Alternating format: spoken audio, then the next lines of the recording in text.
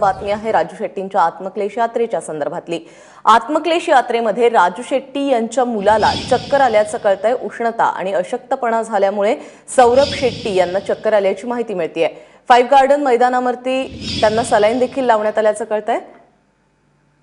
उष्णता आणि अशक्तपणामुळे राजू शेट्टी यांच्या मुलाला या आत्मक्लेश यात्रेदरम्यान चक्कर आल्याचं कळतंय। मुंबईमध्ये ही यात्रा पोहोचलेली आहे। आज 29 तारीख आहे आणि 30 तारखेला राजभवनावरती पोहोचणार असा निर्धार राजू शेट्टींनी केलेला आहे। त्यांच्याबरोबर त्यांचा मुलगा देखील या यात्रेमध्ये सहभागी झालेला आहे आणि त्यालाच आता मुंबईमध्ये चक्कर आल्याचं कळतंय। फाइव गार्डन परिसरामध्ये या मैदानावरती त्याला सलाईन देखील लावण्यात आल्याचं कळतंय। सौरभ शेट्टी हा त्यांचा मुलगा आहे, त्याला चक्कर आल्याची माहिती मिळतेय। ऋत्विक भालेकर आपल्याबरोबर आहे। ऋत्विक, कशी आहे तब्येत सौरभ शेट्टीची?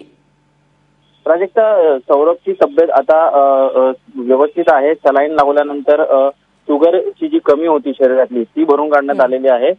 सौरभ शेट्टी सुद्धा राजू शेट्टी यांच्यासोबत गेल्या 8 दिवसांपासून या आत्मक्लेश पदयात्रेत सहभागी झालेला आहे।